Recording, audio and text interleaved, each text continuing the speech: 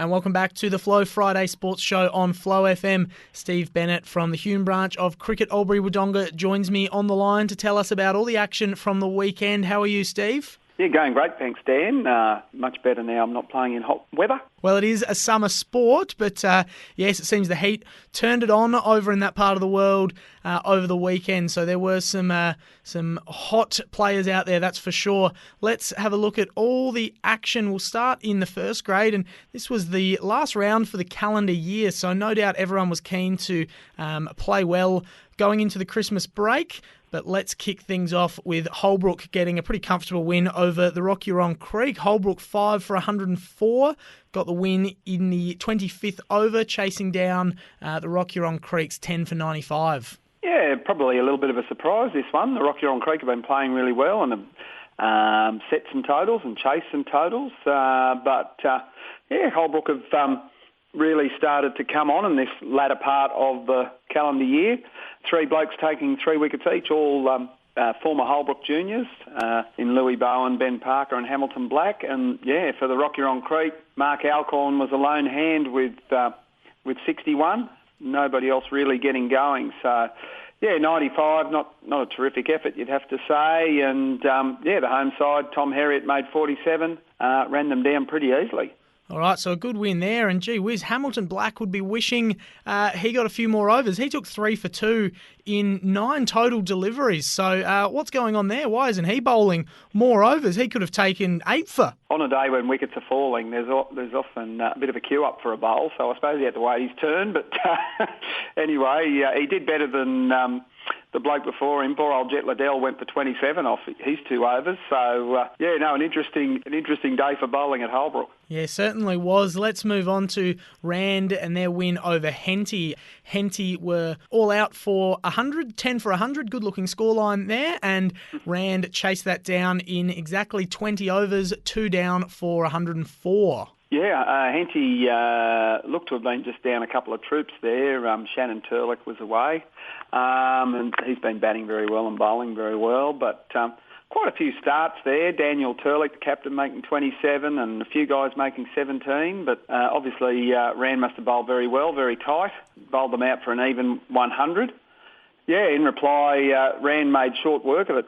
Really reeled those runs in quickly, and Mark Kreutzberger, who we talk about every week, 57 not out, got them home. So that's a couple of wins for Rand now. They've had a difficult start to the season, and they're now sort of moving in the right direction. Let's move on to Brock Burham's win over Waller, handing them their first loss for the year. So Brock Burham took the bat. They made 175, which is a pretty good score from their 40 overs. And Waller, they came out swinging. They were all out from their 39 overs and only made 139. So Brock Burham really, by the looks of things, got it done with the bat and with the ball. Yeah, Brock Burham have been probably, when a team's undefeated like Waller, you would say they've been the form side, but Brock Burham really made some big gains in the last month, had some big wins and been putting together some complete performances, which I think, made this a game to watch. But Trent Ianson and Matthew Hegarty, 40s each, got them to 175. At Brock Burham, that's not a huge score, but they do have a very good bowling attack we've discussed before. And Waller were in all sorts of trouble, really. 3 for 14, just couldn't really get any momentum through the innings, just fell 40-odd runs short. As we say, Brock Burham have really been putting it together over the last month. Captain Trent Ianson, another 3 wickets there, so they look to be going very well going into Christmas. Yes, they do, and an excellent game from Trent Ianson, 41 with the bat, 3 for 17 with the ball to allow only 17 runs off almost a full 8 overs. That is a very good effort, so Trent Ianson starring on both sides for that one. To our last game of the week, a low-scoring one, Osborne getting it done pretty easily, bowling Colcan out for 80 and chasing them down in just 26 overs, 3 for 84. Yeah, pretty miserly bowling performance by the Osborne team. Not many of their bowlers would have had figures that they didn't like looking at. Certainly Josh Hosey with 3 for 16 and Ed Perryman 2 for 12. A new recruit, Luke Newman, 2 for 16. For Colcan, there's not much to talk about there, is there? Stephen Brand, who we've talked about before, and Jackson Lesius, the sole guys to make in the 20s and everyone else in single figures. So, yeah, 80 was not a great effort from them. They'd be pretty disappointed with that. And in reply, Josh Hosey backed it up with the bat, making 43, and the Osborne boys got home pretty easily. Like you said, this is the last game before the Christmas break, so things are 9 games in. Things are really taking shape, and there was a fair bit of movement over the weekend. A couple of upset wins there. Waller, they had their first loss. They're back to 8-1 now. Osborne 6-1 with a couple of no results, and Brockburham 6-2 with a no result as well. So those three really separating themselves at the top of the table.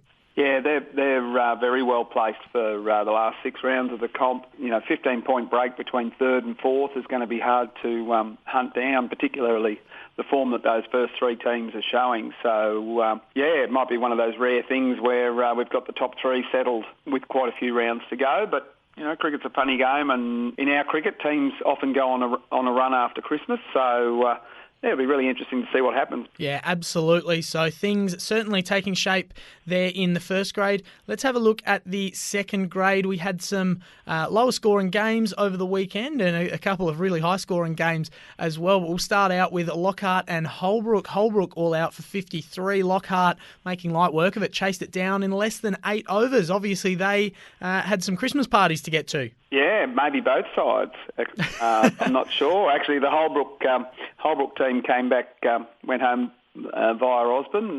Caught up with them on the way back, and they'd had one of those days by their own admission, which happens in cricket. Anyway, they're pretty upbeat. They've stuck together this year. They didn't have a B grade last year, so they're.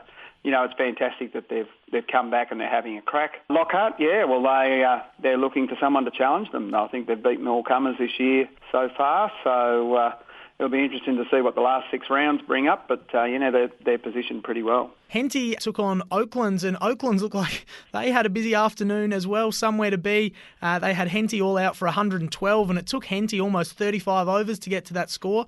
Oaklands, they got there with only 1 wicket getting lost along the way, and they made it in less than 16 overs, so they were just coming out and smashing them, obviously. Private Player, as he's named on the score sheet, made 82 not out off 60. So what was this, Steve Smith recruited or something? Yeah, well, I'm not sure. It'd be interesting to see who that was and where he came from, but he certainly had an impact.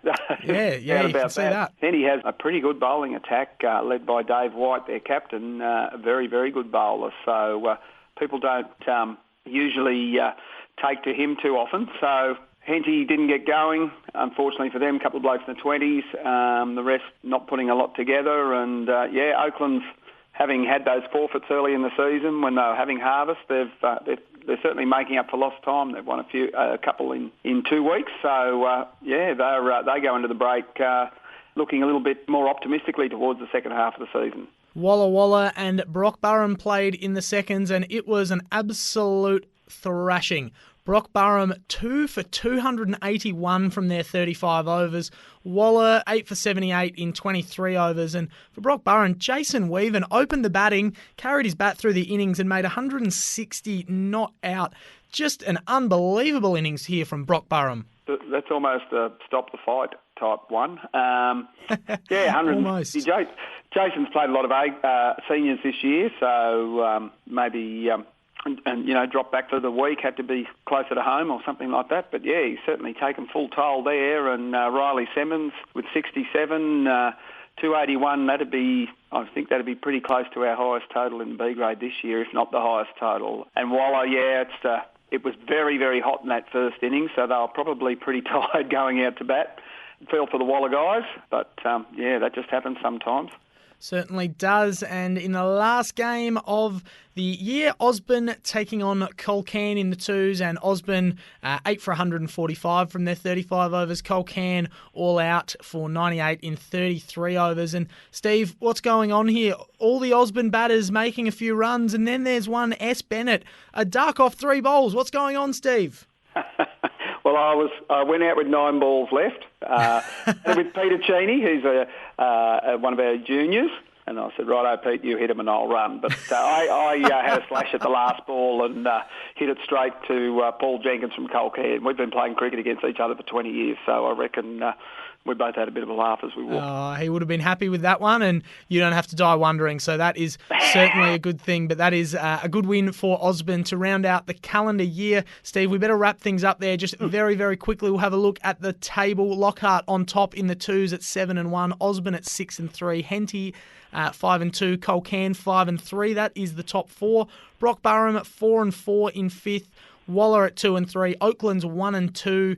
And Holbrook down the bottom at 1-7. So good to see everyone across both grades is at least on the board with a win, and that is where things will stand for a few weeks because it is time for the Christmas break. So Steve, thank you very much to you for checking in with us once again, and I'm certainly looking forward to catching up with you after Christmas and after the new year, and hopefully you enjoy a bit of time off. Yeah, thanks, Dan. Yeah, I hope everybody listening has a fantastic break if they get one. And, we'll be looking forward to coming back to cricket on the 13th of January. And in the meantime, I might have to have some batting practice in the backyard, I think. Oh, maybe there's a new bat under the tree for you, Steve, that will unlock a bit of your magic. So Merry Christmas to you and enjoy the break, and we'll catch up in the new year. Thanks, Dan. All the best.